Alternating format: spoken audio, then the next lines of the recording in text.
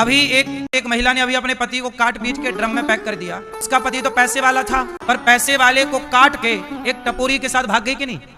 क्या सिखा रही है ये कथा कि आजकल लोगों को पैसे से भी मतलब नहीं है, उनको अपनी हवस पूरी करने से मतलब है। अब उसका पति तो और सुंदर था, पर अपने अच्छे पति, अच्छा कमाने वाला, अच्छा सुंदर, और वो जिसके साथ भागी वो कैसा था, टपोरी बिल्कुल। लेकिन क्या था, वासनाएं थी ना मेरी माँ। रावण सीता को काहे चुरा लाए। मंदोदरी तो बहुत सुंदर थी। मंदोदरी कितनी सुंदर थी आप जानते हैं, जितनी सुंदर माता पार्वती है। और सुनो, मंदोदरी कभी बुढ़ी नहीं होती, सदा जवान रहती है। 18 साल से ऊपर कभी नहीं जाती मंदोदरी। 5 कन्याओं में एक कन्या है मंदोदरी।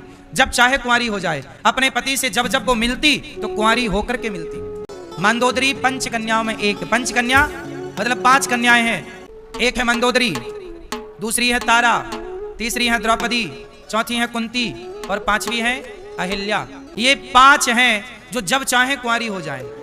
द्रौपदी के 5 पति हैं। अब आप कहोगे कि किसी स्त्री के 5 पति कैसे हो सकते हैं। सामान्य स्त्री के 5 पति नहीं हो सकते, लेकिन द्रौपदी के कैसे हो गए। शास्त्रों ने क्यों मान्यता दे दी, क्योंकि द्रौपदी पंचकन्या है। द्रौपदी कहां से पैदा हुई है, हवन कुंड से। वो किसी मां की योनि से पैदा नहीं हुई, अयोनिजा है द्रौपदी। द्रौपदी कौन है, सामान्य स्त्री नहीं है, वो अग्नि से प्रकट हुई। जब वो अपने एक पति से, जैसे 11 महीने कुछ दिन का टाइम था कि वो एक पति के साथ 11 महीने गुजारती थी द्रौपदी। जब वो भीम से दूसरे पति की तरफ जाती, अर्जुन की ओर, तो द्रौपदी कुंवारी होकर के जाती थी।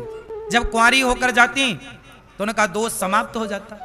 फिर वहां रहती, फिर उनके साथ रह करके जब वहां से जाती तो उनके साथ विवाह करती, फिर वो रहती उनके साथ उतने दिन, फिर विवाह करती, फिर रहती वो उतने दिन। कुंवारी थी वो, हर बार कुंवारी हो जाती हैं। वे कभी बुढ़ी नहीं होती। वो जब चाहे अपने आप को 16-18 साल की बनाए, वो चाहे तो 25 साल की हो जाए। ये पावर था। ऐसे ही रावण की पत्नी मंदोदरी थी, कभी बुढ़ी होती नहीं थी, सदा जवान, सदा कुंवारी लड़की की तरह। लेकिन रावण अपनी ऐसी पत्नी पाकर भी सीता मैया की ओर भागा और नाश करा लिया। किसके चक्कर में, केवल शरीर की हवस।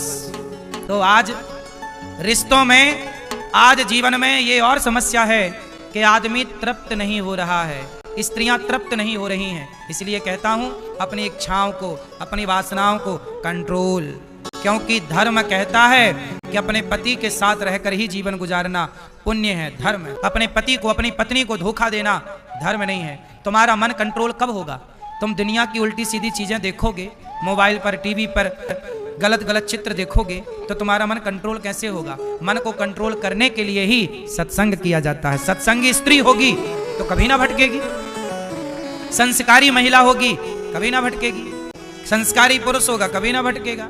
परंतु संस्कार नहीं है, धर्म नहीं है जीवन में, तो भटकाव हो जाएगा। इसलिए आप ये मत सोचिए कि पैसा ही सब कुछ है। आजकल लोग पैसे को छोड़कर भी पैसे से आगे जाना पसंद कर रहे हैं, और ये व्यक्ति को कहां ले जाएगा।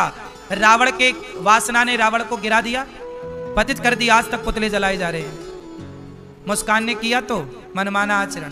किसने सही कहा, उसका केस लड़ने को वकील तैयार नहीं है। आपने अपने पति को धोखा दिया है, पति को एक पराये मर्द के लिए काट दिया।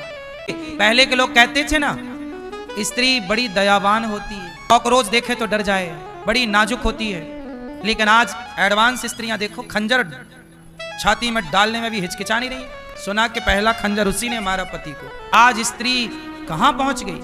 इसलिए मेरी माँ, लड़का हो, लड़की हो, समाज का हर व्यक्ति हो, सत्संग जरूरी है। सत्संग से ही दया विकसित होगी, सत्संग से ही संस्कार का उदय होगा, संस्कृति का उदय होगा, और आपका जीवन सुखद बनेगा सत्संग से।